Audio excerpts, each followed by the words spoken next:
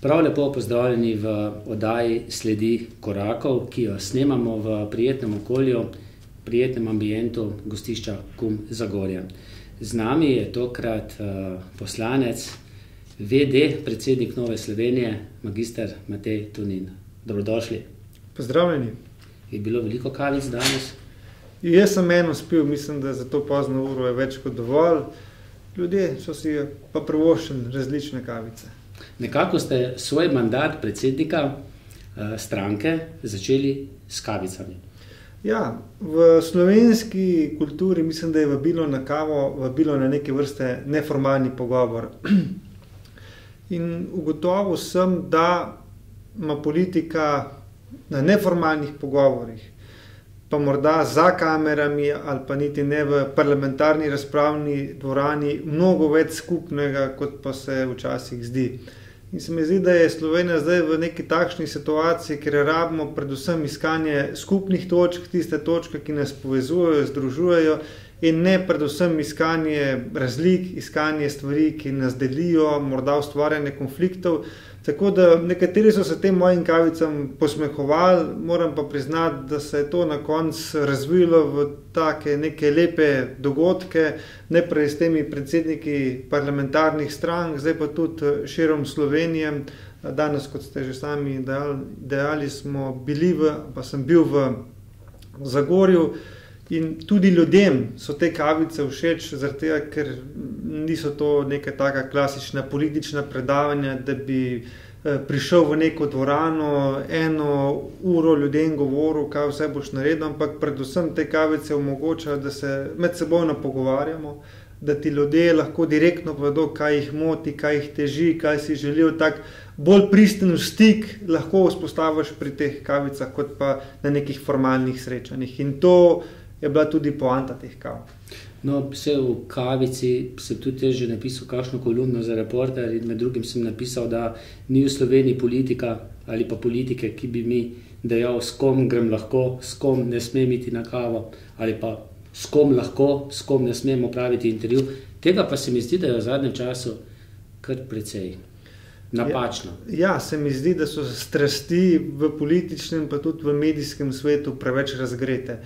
In da se stvari poenostavljajo, da se prehitro ustvarja neke sovražnike. Če morda nekoliko plastično povem, tudi če midva navijava za dva različna kluba, če vi za Maribor, pa če jaz za Olimpijo, to ne pomeni, da sva smrtna sovražnika. To pomeni, da še vedno lahko spijeva kavo skupaj ali pa kozarec kakšne druge pijače in se lahko o drugih stvarih celo strinjava, normalno pogovarjava. In tudi želim si, da tudi v politiki ne bi bile strasti tako razgrete, da naprimer se sploh ne bi smel pogovarjati. In želel sem od samega začetka, ko sem prevzel dolžnosti predsednika, to jasno sporočiti. Pogovarjal se bom z vsemi in tudi volilni sistem, kot ga imamo, tudi politični sistem, kot ga imamo, terja, da se pogovarjamo politiki in da iščemo rešitve. Ker nobeden izmed nas sam, kot posameznik ali kot politična stranka, ne more uresničiti programa, ki ga zagovarja. Zaradi tega smo se dolžni pogovarjati. In tudi mediji ali pa tudi v medijskem svetu bi se želel, da bi se ustvarjalo nekaj podobnega, torej da lahko novinarji opravljate intervjuje s komorkoli, tudi morda s kakšnimi bolj predrznimi sogovorniki, se veste, ker če se pogovarjamo, če se slišimo, če z isto mislečimi je čisto drugače. Tako, včasih so pa tudi zelo koristni pogovori z drugačnimi mislečimi, da vidiš, kako oni razmišljajo, da morda preprečiš kakšne konflikte, da jih boljš razumeš. Skratka, pogovor, dialog je dobra stvar. Zagotovo. Še se bova politike dotaknila, ampak zdaj greva pa na vaše otroštvo. Nekako je vaš rodni kraj, če je Zgornji Tuhinj, ali pa kraj otroštva? Ja, razen tega, da sem bil v ljubljanski porodnišnici rojen, sem celo svoje otroštvo in potem tudi zdaj odraslo dobo preživljam v vasi Zgornji Tuhinj. Veste, kako je Zgornji Tuhinj povezan z zagorskimi verniki? Vem. Zagorski verniki romajo naši tuhinjski cerkvi, ki je posvečena Mariji Vnebovzeti. Tam se zaključuje 3-dnevno romanje. Res je. Ne vem, zakaj je treba hoditi na Portugalsko, ne? Ja. V šali, ker ne gredo, ne, ampak Seveda, Španija. ogromno Slovencev hodi na romanja v tujino, včasih pa pozabljamo, da imamo tudi v svojih domačih koncih, krajih kup nekih lepih cerkva ali, če hočete, lepih romarskih destinacij. Tako da včasih je tudi Slovenija neodkrita in ko jo spoznavamo, šele ugotavljamo, kakšen biser je. Mogoče predlog letos okrog Marijinega praznika bo znova romanje zagorskih vernikov v Novi Štifti, Mariji v Novo Štifto, pa potem do Zgornjega Tuhinja. Mogoče? Ja. Zdraven. Obstaja zelo velika verjetnost, da se bomo v Zgornjem Tuhinju 15. avgusta ob 11. videli. No, bomo videli, ne? Tako. Kakšno je bilo vaše otroštvo? V kakšni družini ste se nekako izoblikovali? Ja, moja mati Jožica prihaja iz tam sosednje vasi, ki se reče Šajnovica, odraščala je na kmetiji, izučila se je za trgovko in celo svoje življenje dela kot trgovka. Oče moj pa prihaja prav iz vasi Zgornji Tuhin, rojen je bil v bajtarski familiji, kot se včasih tako reklo, ne. So veste, na vasi, kjer so bili veliki kmeti pa bajtarji, je bilo to vedno zelo pomembno.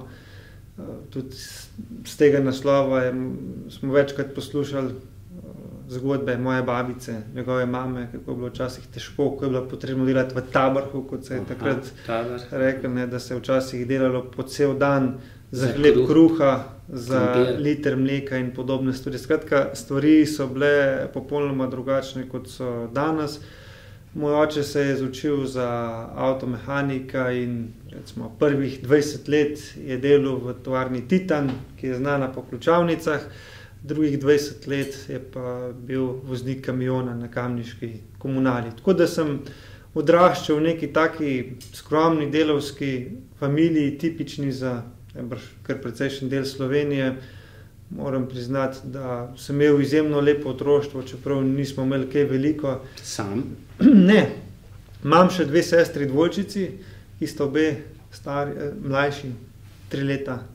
In imeli smo se izjemno lepo, no. Starša sta v 80-ih začela graditi hišo, tako kot so številni po Sloveniji gradili te tipične socialistične hiše. Če se malo pohecam, žal sta jo v drugi polovici 80-ih let gradila, kar pomeni, da je bilo tisto slavno obdobje kreditov, ko si vzel kredit, pa ga potem za flašo piva ali pa kakšne druge manjše stvari lahko povrnil. Starša te sreče nista imela, tako da je bilo ogromno odrekanja, da sta to hišo zgradila in da smo se tam leta 90 preselili tudi v to novo hišo. In še zdaj jih občudujem, ker zdaj gledam s temi drugačnimi očmi, ne, imeti 3 majhne otroke, biti prodajalka in biti avtomehanik pa zgraditi hišo, to so izjemne stvari in vsekakor občudovanja vredno. Zagotovo tega ne bi bilo možno, če ogromno teh stvari ne bi postorila s svojimi lastnimi rokami. Moj oče, ker se tega tiče, zelo spreten. Verna družina? Ja. Doma smo bili vzgojeni v katoliški veri, nismo bili pa nikoli neki taki ortodoksni, ne. Naš ati, mi rečemo, ali pa oče nas je vedno v tej poštenosti ali pa praktičnosti vzgajal, ne. Nikoli človeka ne sodi po tem, kdo sedi v prvih vrstah v cerkvi, ampak vedno po njegovih dejanjih. Tako da bili smo vzgojeni v tem, da hodimo vsako nedelo, če hočete to k maši, kot pa sem rekel, ni pa bilo nikoli nobenega pretiravanja. Pa veronaukov potem otroci, ne? Se razume. Ministrant tudi? Tudi. Vam je to šlo? Ja, nisem imel nobenih slabih izkušenj, tako da je bilo to, se veste. Ste vedno ta pravi čas pozvonili? Se je dogajalo vse sorte, tudi jaz sem včasih kdaj na stolu zaspal, kaj pozabil, ampak to je sestavni del tega. Ampak za enega mladega fanta, ne, ko v mladih letih se še vsega ne zavedaš, pozorno ne spremljaš, ne besedila, ne vsebine, ki jo podajo v cerkvi, je bilo vedno ministrirane neke vrste popestritev. Vse je vse čas nekaj dogajalo in je Maša zelo hitro minila. Seveda, potem, ko odraščaš, ko postaješ zrelejši, se morda tudi bolj na vsebino osredotočaš. Je bila osnovna šola daleč? Osnovna šola ni bila daleč, v moji vasi imamo osnovno šolo, tako da sem imel do šole 350 metrov. Je bila šola 8-letka? Ne, samo prve 4 razreda. Samo 4 razreda? Samo prve 4 razreda imamo v domači vasi. V mojih letih so bili oddelki še kar veliki, ne vem, v prvi razred nas je začelo hoditi 11 fantov, pa mislim, da 10 punc, tako da en oddelek, razred 21 otrok, so bili takrat kar močni razredi. Potem za nami so te oddelki padali tudi tam nekje do 10-11, so se praktično razpolovili, zdaj je spet to malo v vzponu. Mislim, da smo nekaj gledali, ko bo moja hčerka čez 2 leti začela obiskovati prvi razred, da bo imela tam okrog 17-18 sošolcev. Skratka, gredo stvari spet nekoliko navzgor, kar je vsekakor pohvalno. Je pa bližina šole, po moje, super stvar, lahko pa tudi včasih malo obremenilno za starše, ker če ima zelo blizu šole, potem zna biti pot domov tudi zelo, zelo dolga. Tako da tisti, ki so imeli kombi prevoze, so redno hodili domov. Moj prihod domov je bil pa zelo različen, odvisen od pošolskih dejavnostih, ki takrat niso bile uradne, ampak smo se jih otroci sami določali, če se malo... Pa verjetno takrat, če ne, z pametnimi telefoni, ne? Ne, so bile druge igre? Bili so to čisto drugačni časi. Zdaj še le ugotavljam, koliko smo imeli bolj polno otroštvo, koliko smo se imeli lepše, kot ni bilo ne računalniških igric, ko ni bilo ne televizije, imeli smo samo ta televizijski program RTV, prvi program, ker so bile risanke, mislim, da pred 7:30 zvečer, preden je bil dnevnik, to je bilo vse. In jaz sem res ogromno časa preživel zunaj na prostem. Poleg šole je bilo tudi tako nogometno igrišče, tako da to smo ogromne količine časa preživeli na igrišču. In tudi, ker zdaj gledam, kako so starši pazljivi za vsako malenkost otroka, ne spustijo izpred oči. Jaz vem, da v mojih časih to, ne vem, ni bilo kaj veliko. Pač starši so vedeli, če te ni doma, se nekje v bližini hiše v radiusu 1-2 ali si na igrišču nekje si in se z tega ni delala nobena drama. Spomnim se še, da naprimer v mojih časih poleti, ko so bile počitnice, smo se na igrišču ne tepali, ampak se je kar vzpostavila neka hierarhija, kdaj lahko kdo igra nogomet. Tisti nekoliko starejši, za tiste je bilo rezervirano od 7 do 8, mi mlajši smo morali priti ob 4 popoldne, da smo lahko kaj igrali, pa celo v teh hudih terminih 7-8 ura zvečer so bile po 3 ekipe, si moral čakati, da si lahko prišel na vrsto. Ko sem se pred letom ali pa 2 leta nazaj, mogoče leto nazaj, hčerkama tako včasih v večernih urah sprehajal po tem igrišču, sem presenečeno ugotavljal, da je to igrišče praktično prazno. Razen nekih redkih posameznikov ni bilo tam nikogar več. To pa delajo te moderne tehnologije, pa televizija, računalnik in te stvari. Po zimi je bilo pa verjetno pa zelo podobno. Sani, smučke, štamfanje. Ja, ni bilo vlečnic. Ja, čeprav ste še mladi. Mi smo preštamfali, kot se reče, praktično vse bregove, ki so obstajali. Delali smo skakalnice, prirejali sami skakanja s smučkami, pa slalome, veleslalome. Mislim, nepredstavljivo je zdaj. Zdaj včasih vprašaš kakšnega otroka, ki zapade sneg, če bi kaj smučke gor dal, pa šel kaj poštamfati, to je sploh nepredstavljivo za njih. Zdaj vse razume, da se gre na smučišče, da se gre na trakove in stvari so se drastično spremenile. Mogoče starši malce za spodbudo. Jaz se spomnim, pri svojih otrokih sem šel kar sam malce poštamfati, tisti prvi beloplas snega. Jaz sem ne spomnim nobene spodbude staršev, ker sta bila zaposlena, ste z gradnjo hiše, pa z drugimi zadevami. Kupili smo neke stare, zdrte, rabljene smučke in nobene spodbude nisi rabo, ker je zapadel sneg, si vedel, da se bomo vsi otroci zbrali na nekem hribu in to je bila akcija, tako je najprej poštamfati, potem dobiti leskove palce, postaviti progo in tako naprej. Vse v moji vasi ni bilo nobenih staršev nikoli v bližini, otroci smo vedeli, ko zapade sneg, se dobimo, poštamfamo, uredimo progo in se lepo imamo. Tako da tukaj je bilo veliko samoiniciativnosti na nas, ker smo bili navajeni, da je to normalno. Seveda je prišel tudi jesenski čas pred zimo, ne? Ste kaj rabutali koruzo? Smo pa češnje, pa jabolka, tega je bilo precej. No. Nikoli nismo tega razumeli kot kraju, ampak so pa bili to vedno taki zanimivi dogodki. Se spomnim, da je bila tam neka lepa češnja, mi rečemo nad Britofom gor, kjer so bile take vedno debele, polne češnje in to za lastnike je bilo to seveda neprijetno, da smo mladina, pa še v bližini igrišča, tam je bilo nekih 200-300 metrov stran, ko smo nehali nabijati žoge, smo rekli, gremo še malo češnje. Pa se je neparkrat zgodil, da nas je gospa, ki je bila lastnica tiste češnje, včasih kdaj malo preganjala s kakšno palico. Tako da je bilo v redu, smo skozi malo strahu bili, ko si šel rabutati, nisi vedel, ali zdaj ta lastnica tam bo, ali ne bo. Ne. Če slučajno gleda, se upravičujem za vse češnje, ki smo jih narabutali. Kaj pa dvojčici, 3 leta mlajši, so bile kdaj v nadlego, ki moral starejši brat paziti, pa bi šel raj s fanti po vasi se potepati?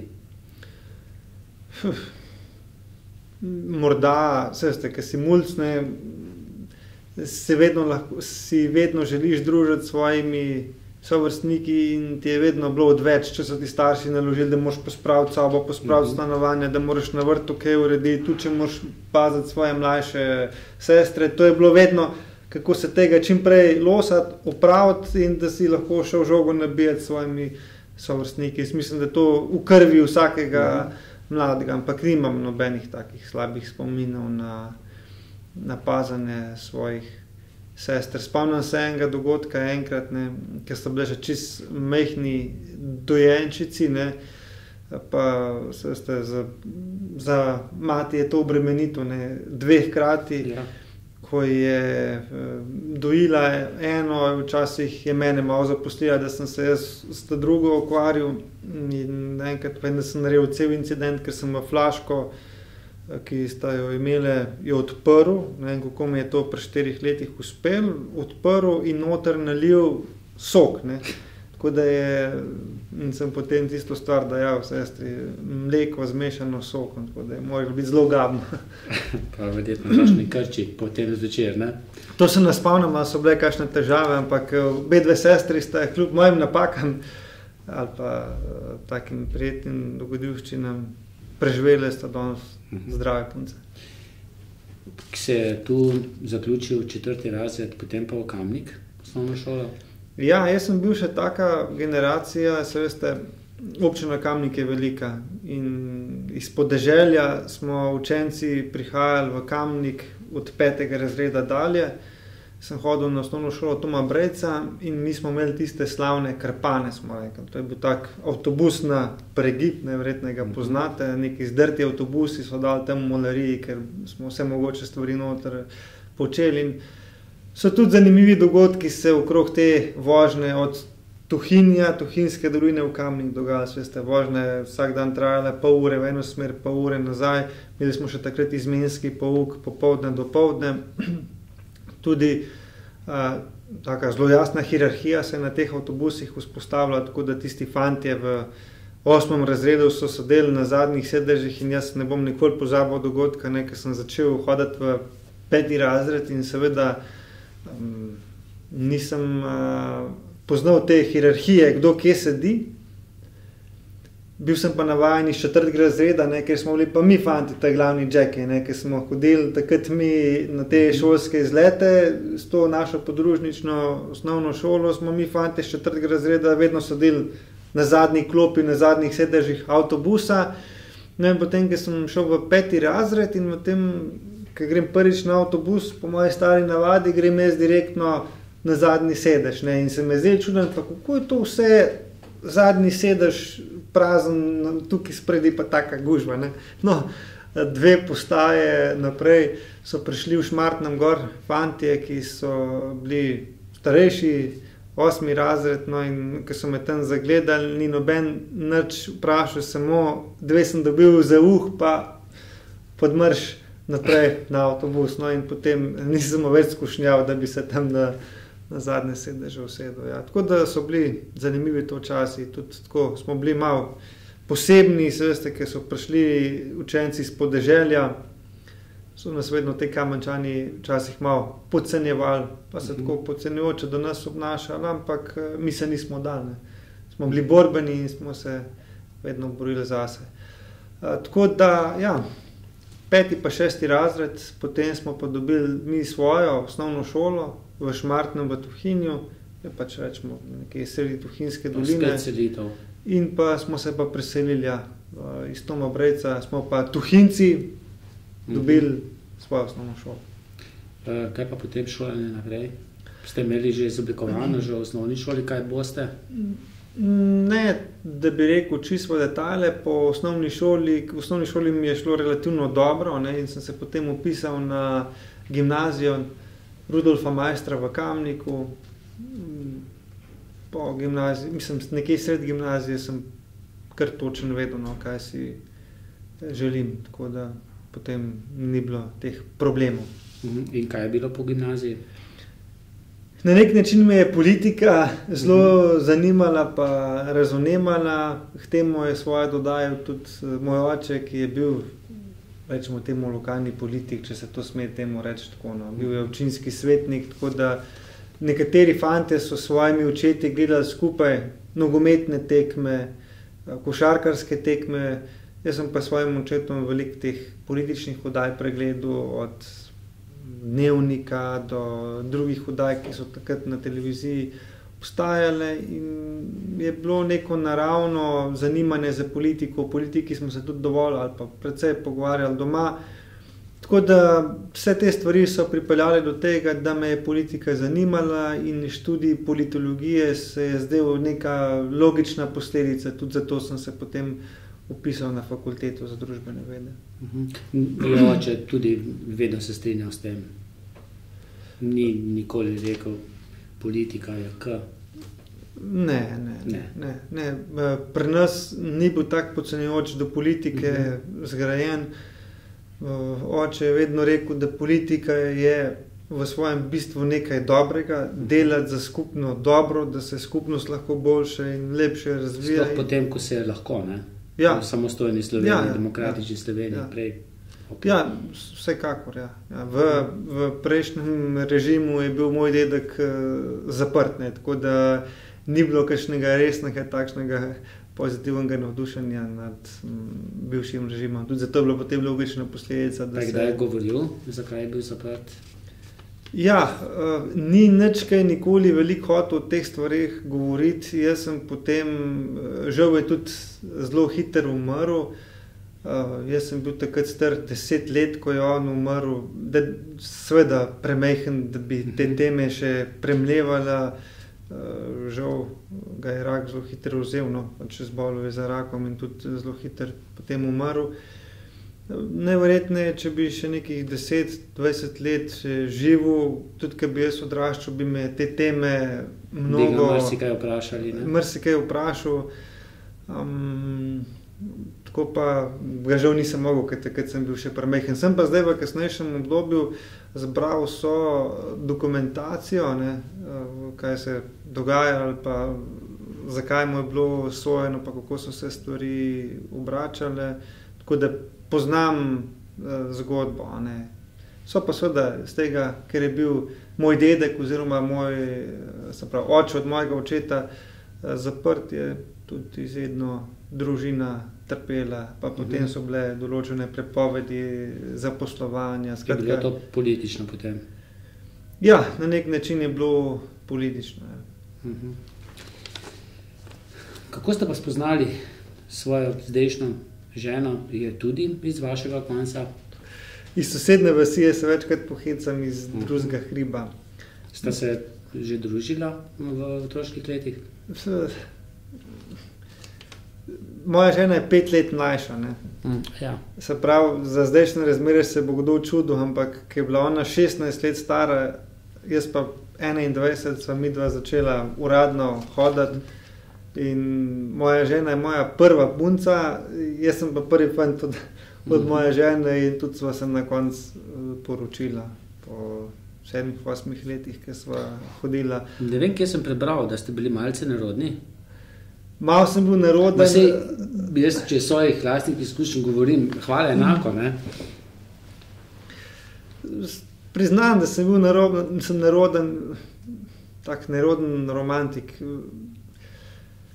Do takrat, preden sem ženo spoznal, sem imel precej, pretiravam, ajde rečemo 3 nesrečne ljubezni, v tem smislu, se veste, mlad fant, zaljubljen, to je bilo še tisto obdobje, ko nismo imeli telefonov, pa sporočil, pa teh stvari, pa Facebooka. In jaz sem svojim puncam ali pa puncam, ki so mi bile všeč, in pisal še pisma, ne. In vem, zdaj ko sem si vedno naredil kopijo tega pisma, zdaj se sam sebi čudim, kako sem bil tam pri enih 17, 18, 19 letih, taka lepa romantična pisma pisal, včasih mi še žena malo potož prav, kako si njim taka lepa pisma pisal, meni pa ne reče, pri nama je vse to pokvarilo, potem telefon, pa ta moderna tehnologija, pa maili in tako naprej. Sem rekel, od teh mailov pa od teh SMS sporočil ni nič ostalo, ne? Ja. Od teh lepih pisem pa so ostali vse papiri, kjer je ta stvar zapisana. No. Tako da, ja, fantje so se pristopah puncam na različne načine lotevali. Jaz moram reči, da, kako bi rekel, jaz nisem do svoje izvolitve v parlament kapljice alkohola spil. Ne? To je bila tudi neka zavestna odločitev, ker se je tudi moj oče tako odločil, moj oče se pa tudi tako odločil, ker je njegov oče potem imel težave z alkoholom, tudi kot posledica tistega, ker sva se prej pogovarjala, ker prideš iz zapora, ven imaš težave in tako naprej. In je tudi ta alkoholizem pač povzročil neki težav v družini in se potem moj oče zavestno odločil in tudi jaz potem zavestno odločil. Mlademu fantu pa da lažni pogum, ne? No, zdaj sem malo dolgo zgodbo naredil, ampak hotel sem to povedati, ne, da morda so imeli moji sovrstniki takrat morda kaj, ne vem, ne predstavljam. Pomoč kakšnega piva, recimo. Tako, da so bili bolj pogumni, da so lažje k tem stvarem pristopali. Jaz sem bil pri teh stvareh precej bolj sramežljiv in sem se morda veliko lažje na papirju izrazil, kot pa tako v živo. No. Ampak moram reči, da sem bil tukaj, kar se tiče te ljubezni, neuslišan, pa je nebrž tako že prav, ne, na koncu sem potem pravo srečo. Kar se pa tiče žene, je pa bila kolegica mojih 2 sester, one so se družile in prek tega smo se spoznali. In seveda v tej moji sramežljivosti, ne, ko je bila ona meni všeč, ne, ko sem bil jaz ne všeč in ko sva se enkrat dobila za randi, mislim, da sva oba dva cel dan pogum zbirala, da sva sploh drug drugemu povedala, v čem je stvar. Na srečo sta ga oba našla, ne? Moram biti pošten, žena ga je našla, ne? Jaz bi najbrž še malo manjcal, ne? Ja, fante, ne? Ja. Včasih. Vse zgodi. No in potem sta se tudi vzela, ne pri 16 letih, ne? Ne, leta 2012, 23. junija 2012 sva se poročila, se pravi, sem bil star 29 let, minus 5 je 24, sem prav zračunal. Ja. Imata kar dolgo dobo že za seboj. Ja, nekaj let bo zdaj že kar, ja. In zdaj imata tudi že 2 punčki, ne? Lahko rečemo, da ste blaženi med ženami, ne? Drži.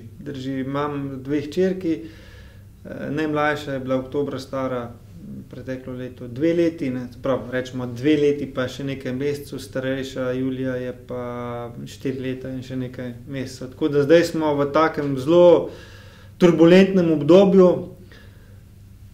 ta mlajša hčerka je začela govoriti, se že poberata s ta starejšo hčerko, že delata zavezništva, tako da sta že zaveznice v vseh mogočih lumparijah. Hkrati pa tudi ta starejša želi uveljavljati svojo voljo, pa ta mlajšo dirigirati kako in kaj, pa se je ona upre in tudi iz tega potem nastane kakšen prepir, kakšen mini, nam rekel, pretep, ampak se veste, kako se punce včasih malo zravsajo. No. Ateka pa ni veliko doma, ne? Med tednom. Ja, to je stvar, ker moram priznati, da me kar malo peče vest, ne. Med ponedeljkom in petkom me praktično ni, no. Ampak jih pa pedete zjutraj v vrtec, ne? Ja, žena ima to ustaljen ritem, da jaz jih zjutraj pripravim, gremo potem v vrtec, da jih jaz peljem v vrtec, da imam vsako jutro stik z njima, pa da vse zjutraj skupaj preživimo v eno uro. Saj v istega? Prosim? Saj v istega? Ja, v isti vrtec. To imamo srečo, da se nam je tako išlo tudi z vidika logističnih težav, da obedve peljem v isti vrtec. In tako da smo vsak dan eno uro zjutraj skupaj, da vse tukaj malo stika vzpostavimo. Je bilo kdaj kaj solzic? Seveda so solzice, ne. Moram reči, da prizadane ali pa da ti ni vse, ta mlajša še ne. Starejša hčerka pa zlasti, ko grem na kakšno službeno pot, ko me ni tudi po en teden, ne, doma, ko nimamo niti tistega jutranjega časa skupaj, da jih ne peljem v vrtec, da me ni nič doma, se pa trudim, da prek te moderne tehnologije, kot so Facebook, Messenger, Skype, da pa vendarle se vse tako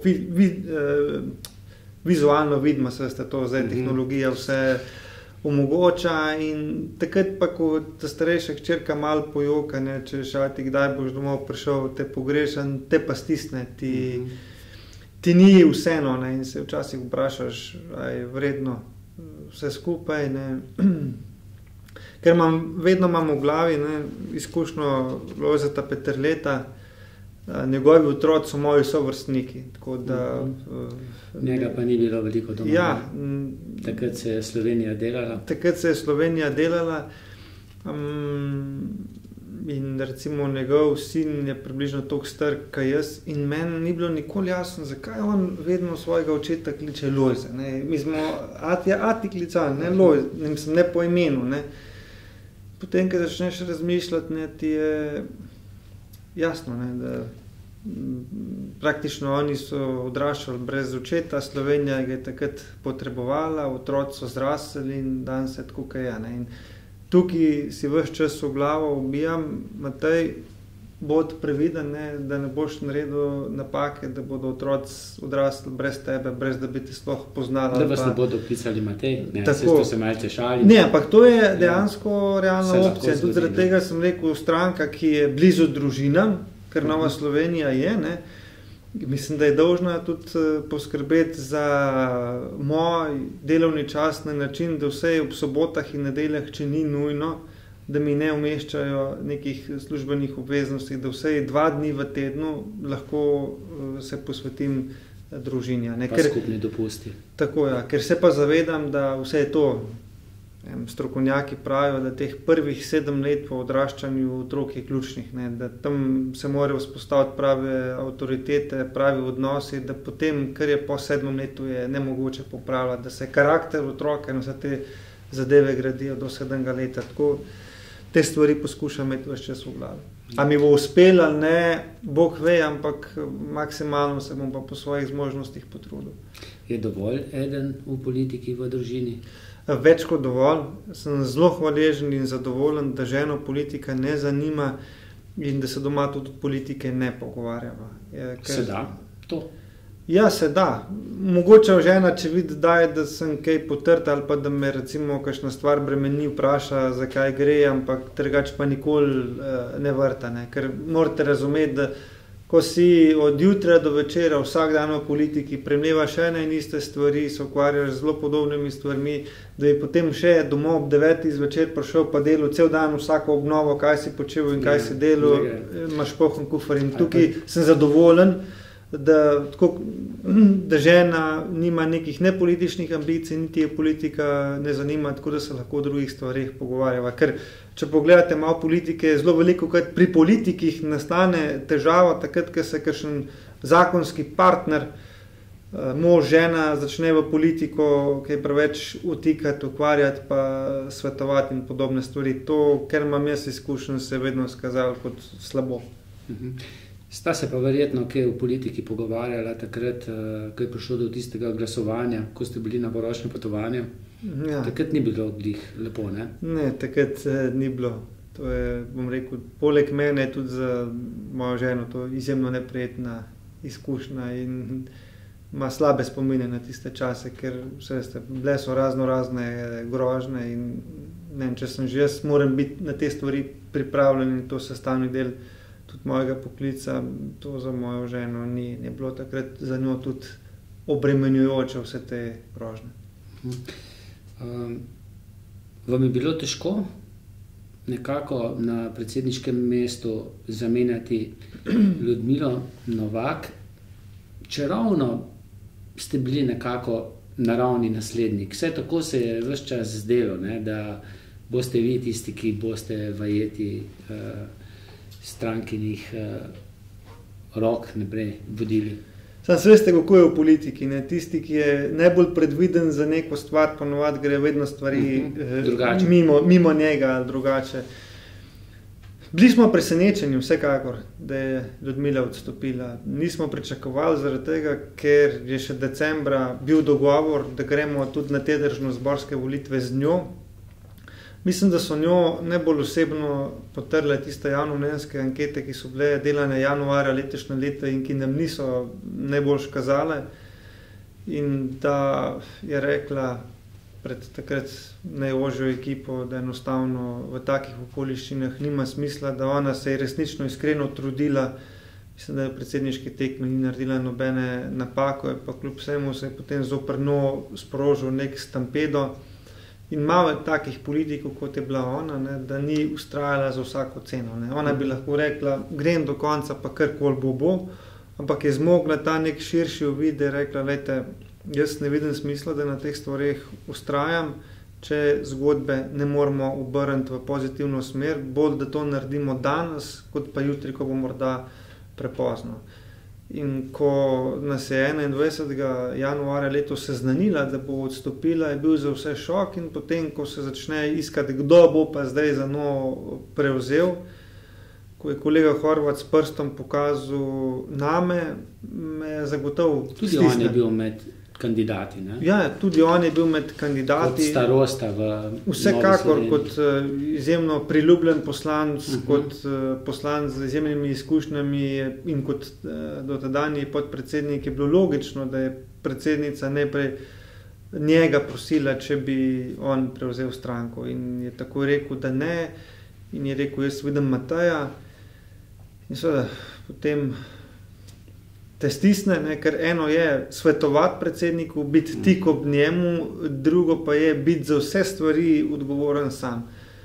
In takrat sem rekel, da rabim malo časa za premislek. Ne. Prva stvar se moram doma posvetovati ženo, ne, ker sem rekel, jaz zaradi politike ne želim razbiti družine in če bi žena te stvari izjemno nasprotovala, se za te stvari ne bi odločil.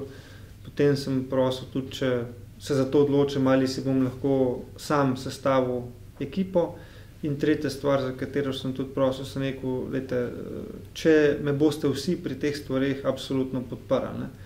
Ker če boste rekli, ok, mi smo zmogli, ne moramo več, zdaj se ne gremo, pejte se sam, potem tudi jaz ne bom zmogel. Ne.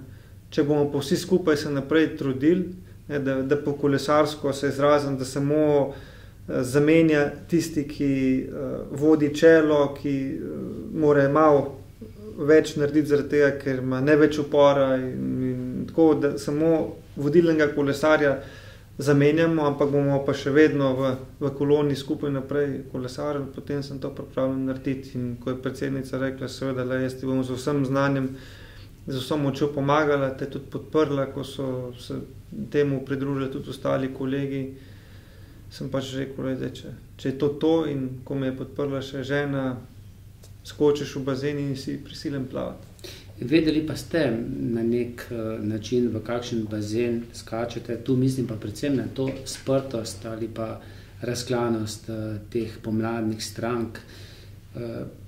Žalostno. Človek bi pričakoval, da bodo tiste izvorne stranke Demosa nekako res sodelovale, bile kot eno, kljub temu, da so različne, ampak ni tako, ne? Že kar nekaj časa ni tako.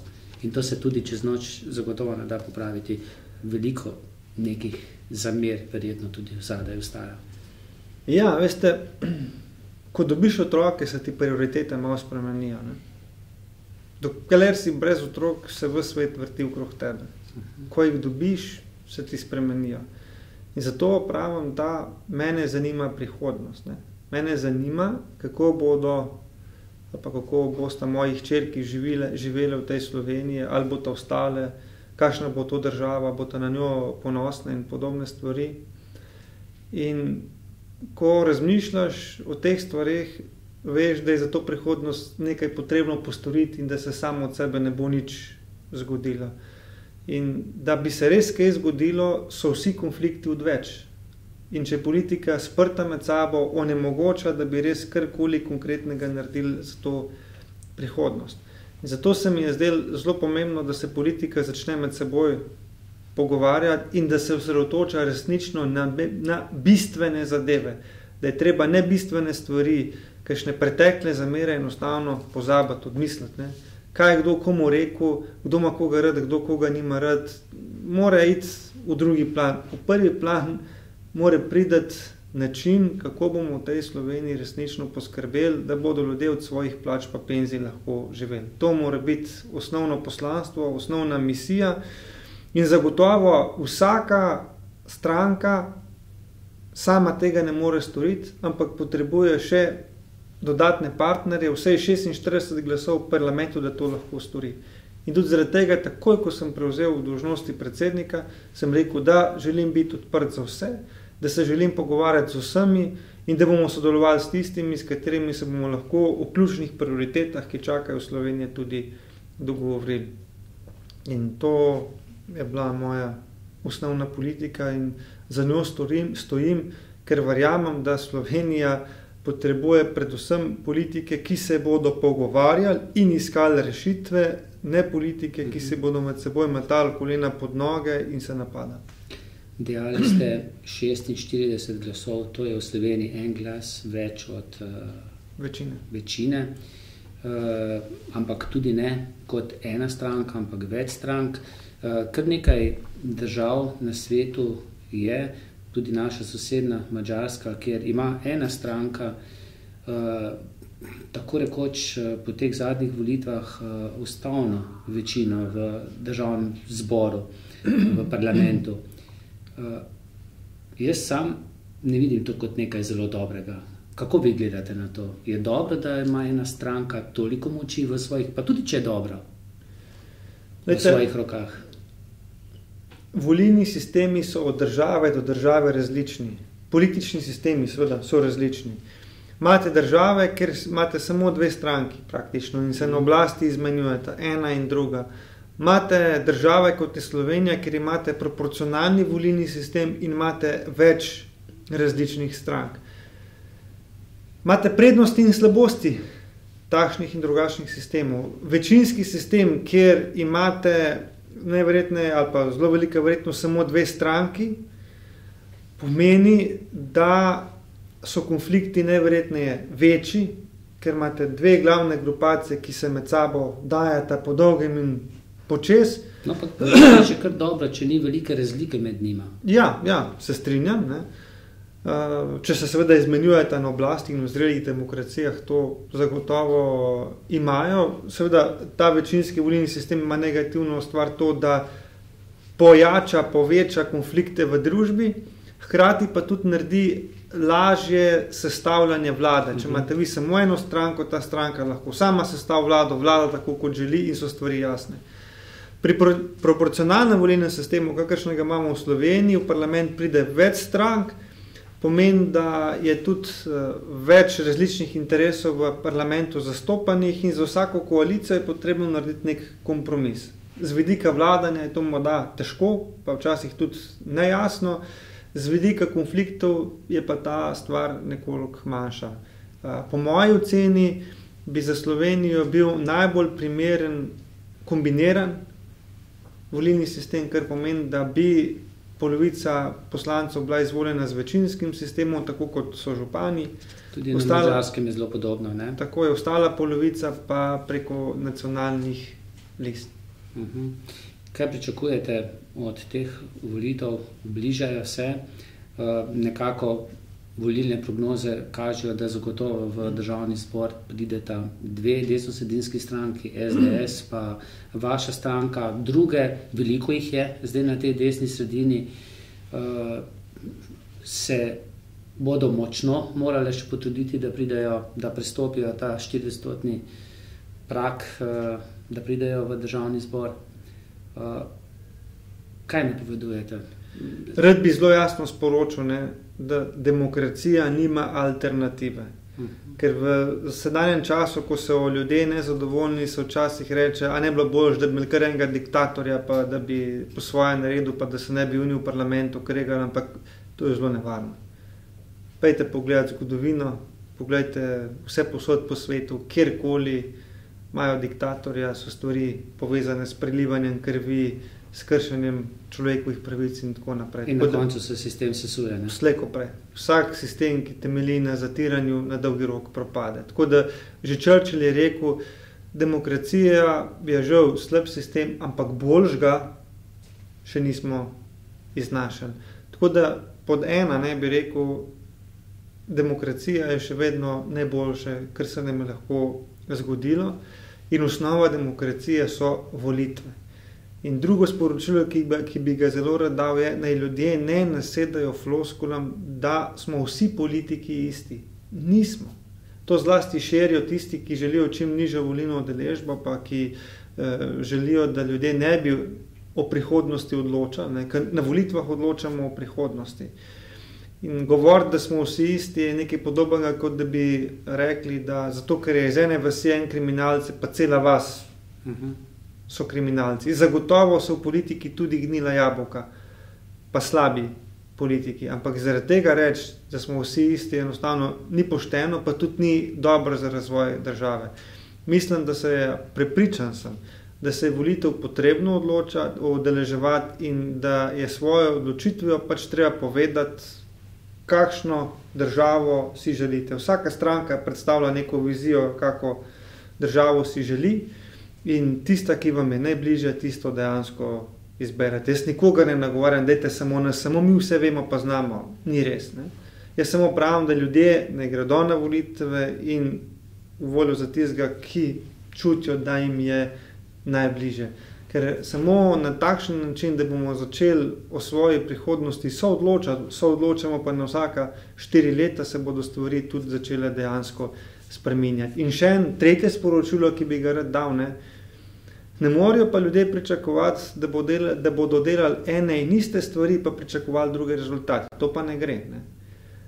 Socialisti in podobni, ki so bili že na 20 let, pa še nekaj na oblasti, pa še na kakšno preteklo podlago,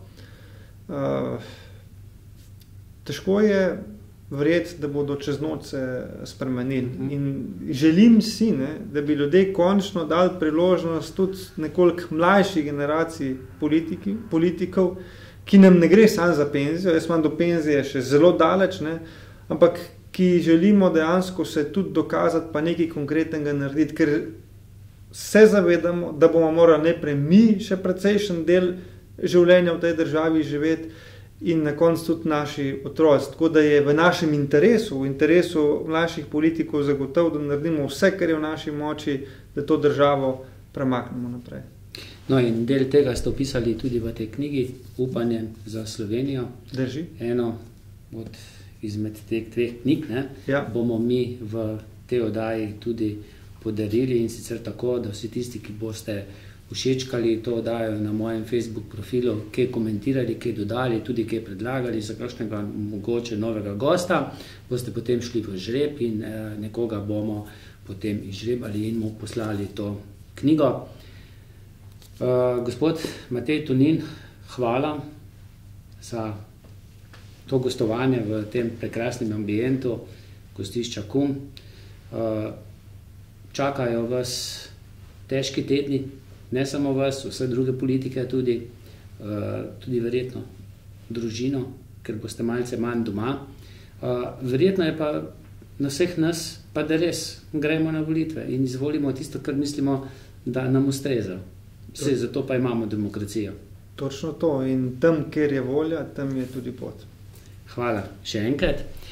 Jaz se pa tudi zahvaljujem vsem tistim, ki so podprli to oddajo, in sicer gostišču KUM Zagorje, potem založbi Primoz in Borutu Goštetu, vodovodne in grevalne inštalacije. Pa srečno!